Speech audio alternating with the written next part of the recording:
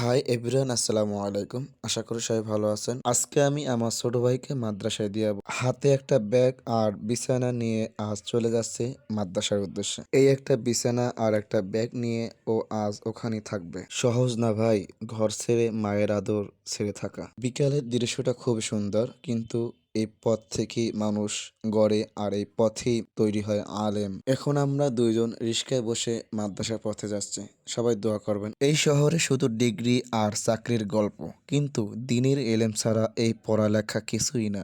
আসল শিক্ষা মানুষ বানায়, আর সেই শিক্ষার পথই মাদ্রাসা। এখন ডান দিকে যে মাদ্রাসা দেখতেছেন সেটা হলো স্বাগত ইসলামিয়া কামিল মাদ্রাসা। এখন আমরা রূপতলী মাদ্রাসার সামনে চলে আসছি। রিক্সা থেকে নেমে যাব। আমরা রিক্সা থেকে নেমে মাদ্রাসার দিকে যাব। আলহামদুলিল্লাহ, এটাই দারুল আবরার মডেল মাদ্রাসা, বরিশাল রূপতলী।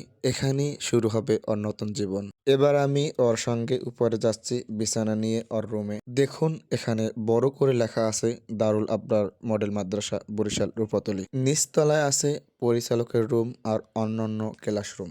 এখন আমি ওর রুমে চলে যাচ্ছি। ওর রুমে গিয়ে ওর বেডিং আর ওর ব্যাগটা থুয়ে আবার নিচে নামবো। উপরে রুমে গিয়ে দেখি সবাই শান্তভাবে ঘুমাচ্ছে। এবার আমরা নিচে নামছি। উপরের রুমের কাজ শেষ, সবাই শান্তভাবে বিশ্রাম নিয়েছে।